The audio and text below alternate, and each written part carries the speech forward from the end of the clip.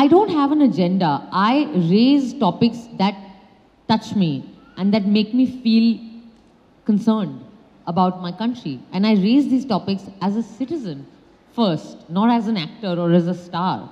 So yeah, I mean, I think that it's, and I really don't see myself as doing something special, yeah.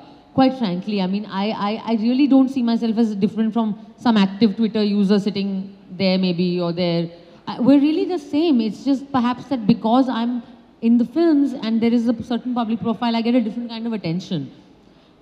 Yeah, so no, I don't have an agenda, but there are some things I'm concerned about. I'm very concerned about social justice. I'm very concerned in today's climate about the rule of law. I'm very concerned about the fact that in our country, in India, where we have such a brilliant, beautiful, progressive document in our constitution, where our founding fathers have given us such a wonderful vision to build this country by. I'm very concerned that there are people who are burning the constitution. And that's okay. I'm very, very concerned that in our country today, a 15-year-old boy can get lynched in the train and nobody will stop that. I'm very concerned that, you know, there is a certain trend of a rising kind of vigilante violence in the name of the cow, in the name of Sri Ram, in the name of the country. And I'm very concerned about the rape, the levels of rapes being reported and gang rapes being reported.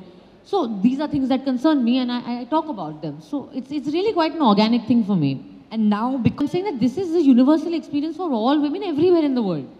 So I think that Me Too is actually pulling the curtain on a very universal power dynamic.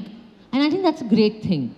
My only concern always is that, you know, social media is such a powerful tool that we should be very responsible in how we use it. So I personally am not very comfortable, and I'm saying this on the record again and again in the face of a lot of criticism from women who have been running this Me Too in India.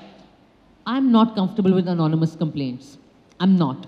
I think while I understand and empathize with the fear of women and the fear of victims, men and women who have been victims, I still think that this is that moment. If you don't shed that shame and that fear, and if you don't claim your story now, when will you do it?